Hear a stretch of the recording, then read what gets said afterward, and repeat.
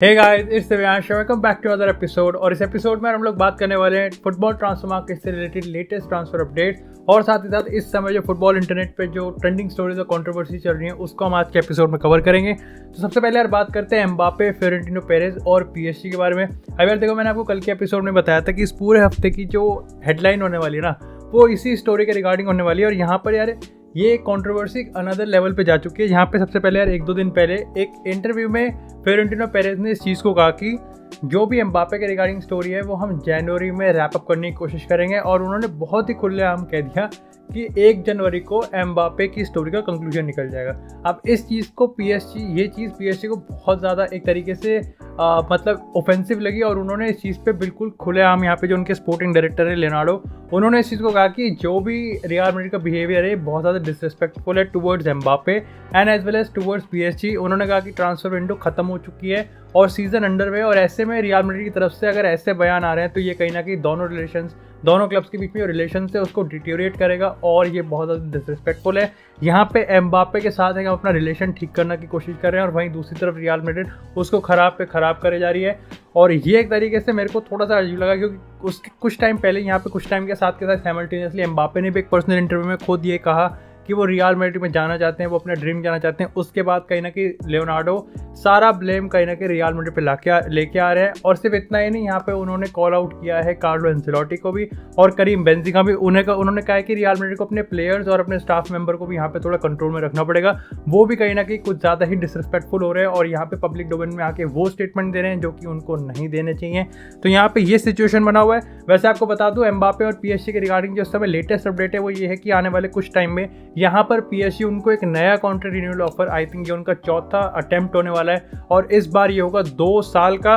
And again यहाँ पे surprising चीज़ ये है कि जो एम्बापे के क्लोज सोर्सेज हैं या फिर आप कह सकते हैं इन्वायरमेंट है, वो यहाँ पर ये एलिज करते हैं कि ये जो कॉन्ट्रैक्ट है ये काफ़ी ज़्यादा वेलकमिंग है। तो ऐसा नहीं होने वाला कि एक तरीके से एम्बापे, जैसे हम इस तरीके से एलिज करते हैं कि एम्बापे पीएसजी तरफ से कोई सा भी एफर्ट आएगा तो उसको एक बारी में ही हटा देंगे, ऐसा नहीं होने वाला। एम्बापे यहाँ पर शायद से हो सकता है कि एक तरीके से पीएसजी के साथ स्टिक कर सकते हैं। And again never say never, but I think मेरे को यार इन माय पर्सनल ओपिनियन मेरे को ये चीज़ होती हुई इतनी खास दिख नहीं रही। मेरे को ये भी लगता है कि एम्बापे और रियल मैड्रिड का जो रास्ता है वो बिल्कुल साफ है and nothing, there is literally nothing कि पीएसजी कुछ भी इसमें ज़्यादा चेंज कर सकती है। वैसे अगर पीएसजी की तरफ से बताऊं तो वो किसी भी हद तक जाना चाहते हैं एम्बापे को यहाँ पे स्टे करने के, और उसके अब 2 रीज़न है कहीं ना कहीं जो उनके और रियल मैड्रिड के बीच में जो रिलेशन डिटेरियोरेट हुए हैं वो कहीं ना कहीं और भी ज़्यादा इस चीज़ को कंट्रोवर्शियल कर देता है कि पीएसजी कितने जल्दी अपने जो हथियार है उसको गिराएगी in front of Real Madrid.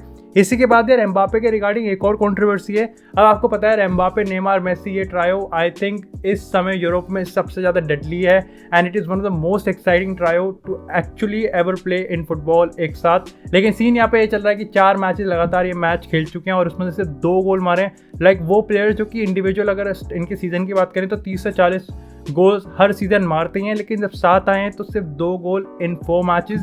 तो इसी क्रिटिसिज्म को कहीं ना कहीं एड्रेस करते हुए एम्बापे ने कहा कि देखो यार, हम 3 जो वर्ल्ड क्लास प्लेयर है, मेसी, एम्बापे एंड नेमार, जब हम 3 साथ में आते हैं तो यहाँ पे एक स्ट्रैटेजी होनी चाहिए कि अगर केक 3 में बटेगा तो वो 3 में ही बटेगा। ऐसा नहीं हो सकता कि केक 2 में बट रहा है और एक को अकेला छोड़ दिया है। और इस स्टेटमेंट को कहीं ना कहीं जो इंटरनेट पर डिस्कशन चल रहा है, जो फुटबॉल एनालिसिस कर रहे हैं इस चीज़ का, वो ये मानते हैं कि यहाँ पर वो एक तरीके से कहना चाह रहे हैं कि यहाँ पे मेसी और नेमार एक तरीके से थोड़ा बायस प्ले खेल रहे हैं और जिसकी वजह से यहाँ पे एम्बापे कॉर्नर आउट हो रहे हैं। और यहाँ पर हमने देखा भी था कि रिसेंटली एम्बापे ने नेमार के साथ आर्ग्यूमेंट करा था, उनको क्रिटिसाइज़ करा था कि भाई ढंग से पास दे लिया कर, थोड़ा टीममेट की तरह खेल लिया कर, यहाँ पे थोड़ा कम सेल्फिश होकर, इस तरीके से कुछ रिगार्ड्स उन्होंने कमेंट्स करे थे।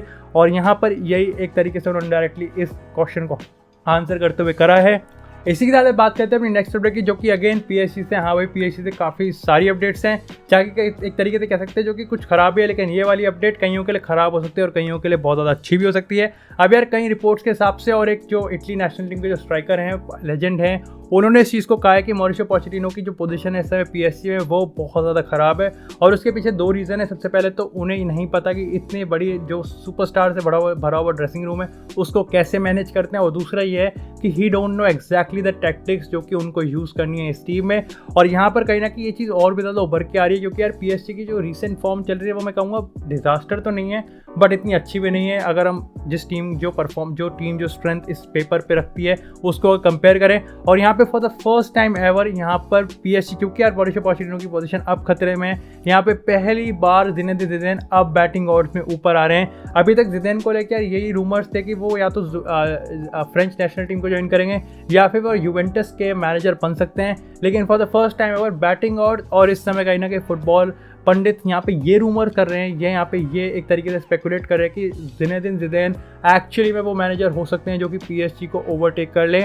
और इसके पीछे सबसे बड़ा रीज़न यहाँ पे जो कन्विंस कर रहा है शायद से कि ज़िनेदिन ज़िदान जॉब ले सकते हैं, वो यही है कि ज़िदान को पता है कि ईगोस को मैनेज कैसे करते हैं। He has manage Ronaldo, Bale and Benzema और बड़े बड़े सुपरस्टार्स हैं, Casemiro, Raphael Varane, Sergio Ramos, Keylor, इतने बड़े सुपरस्टार की टीम उसने मैनेज करी है। And not only just he manage, बल्कि 3 साल लगातार उन्होंने चैंपियंस लीग जीती है। तो कहीं ना कहीं PSG की तरफ से बहुत बड़ा ट्रम्प हो सकता है। बट अगेन हम यहाँ पे काफ़ी दूर की बात कर रहे हैं। अगेन उसके लिए पहले मॉरिशियो पोचेटिनो को ख़राब परफॉर्मेंस करना पड़ेगा, मतलब ख़राब तो जा रही है लेकिन इतना ख़राब करना पड़ेगा यहाँ पे कि वो सैक होने की कगार पे आ जाएं।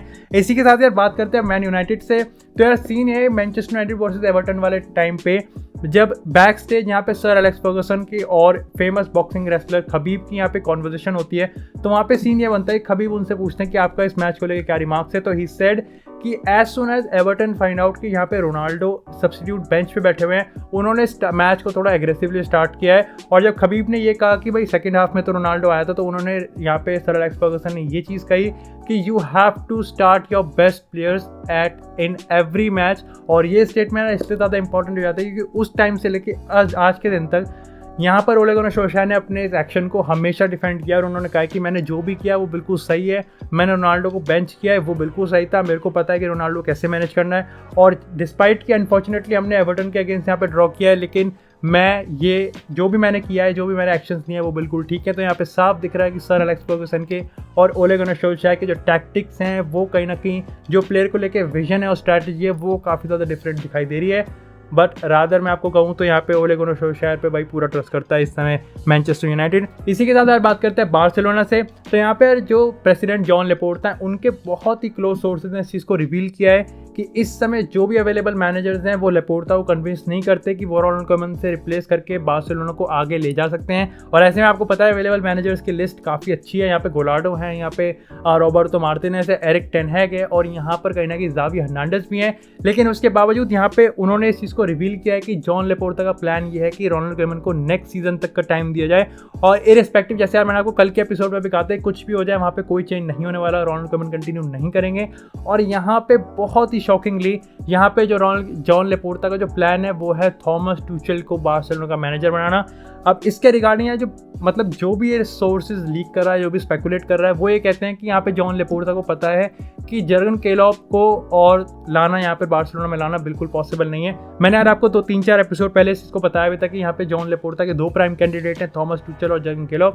एंड आई डोंट नो कि ये किसने उन्हें कहा है कि जर्गन क्लोप को बार्सिलोना में लाना इम्पॉसिबल है, वहीं दूसरी तरफ थॉमस टूचेल को बार्सिलोना में लाना एक पॉसिबल है। मेरे को नहीं पता कि ये कैसे हो सकता है, क्योंकि देखो सही बात बताऊँ तो थॉमस टूचेल को चेल्सी में लाना इस समय उतना ही मुश्किल है जितना जर्गन क्लोप को लाना। यहाँ पे कोई बेतुके की बात है यहाँ पे, मेरे को नहीं लगता है कितना optimism is very good thing.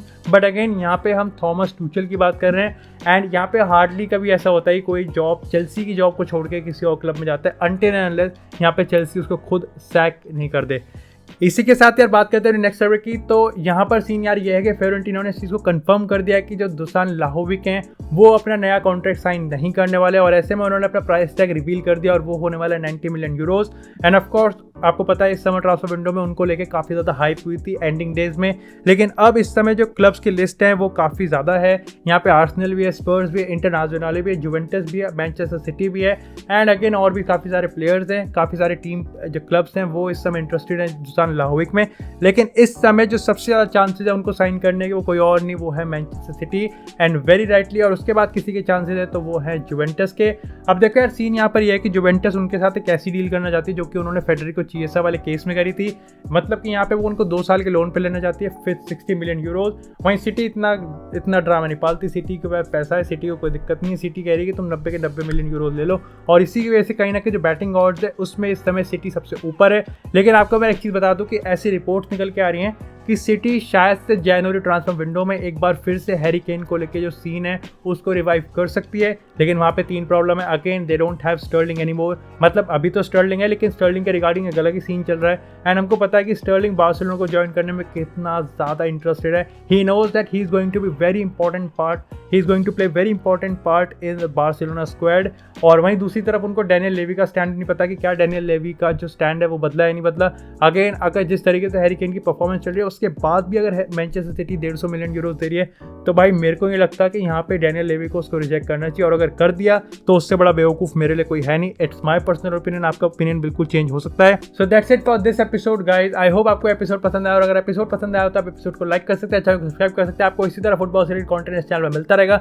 साथ ही साथ अगर आपको FIFA 22 से रिलेटेड कंटेंट पसंद है तो आप मेरा सेकंड चैनल भी सब्सक्राइब कर सकते हैं, जहां पर मैं FIFA 22 अल्टीमेट टीम और FIFA 22 करियर मोड से रिलेटेड बहुत सारा कंटेंट अपलोड करता रहता हूं। तो तब तक के लिए stay tuned, stay safe, and I will see you in the next video.